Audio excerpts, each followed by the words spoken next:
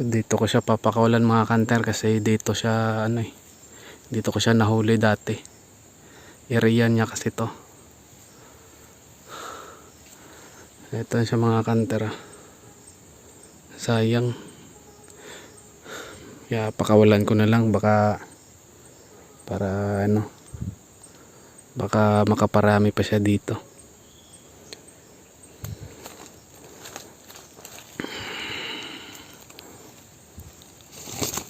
So yun na mga kanter. Yan no. Medyo maamo na nga eh.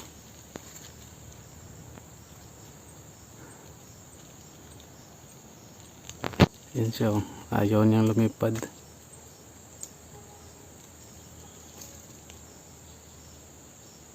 Sige. Malaya ka na.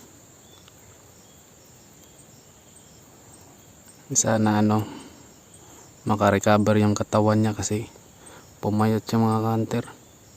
Ayaw niya talagang kumain kahit sinasamahan ko siya ng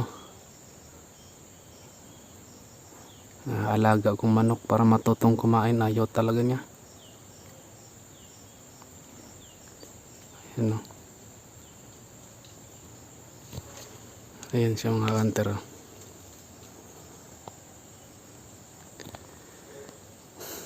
Ayaw, medyo maamo na eh. Maamo na. Kaya ayaw lumipad. Kung ibang labuyo to, pagbitaw pa lang lilipad na.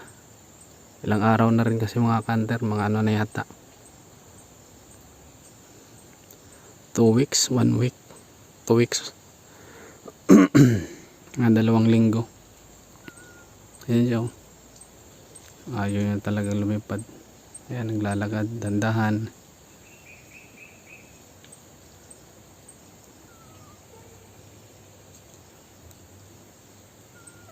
Ayan o. Alam niya yung lugar niya kaya may boses na. Sa bahay ayaw niyang tahimik siya dito. May boses na. So yun lang mga kanter.